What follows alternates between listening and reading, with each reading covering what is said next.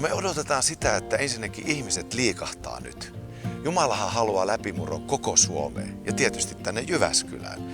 Mutta me odotamme kyllä, että nyt ihmiset liikahtaa. Ja koska he liikahtaa ja tulee kuulemaan evankeliumia, he saa kohdata Jumalan ja heidän elämänsä muuttuu. Odotamme, ja minä odotan, että tänne tulee paitsi Jyväskylästä ja Keski-Suomesta läpi koko Suomen. Ja tiedän myöskin sen, että Voice in the City omalta puoleltaan tekee tätä julkisesti tiettäväksi. Voi tulla ulkomailtakin. Palava julistaja. Susette Hatting on palava julistaja. Hän itse sanoo, kun joskus moititaan hänen kovaäänisyydestään, no koitapa itse seistä tulessa. Hän on Jumalan hengen tulessa.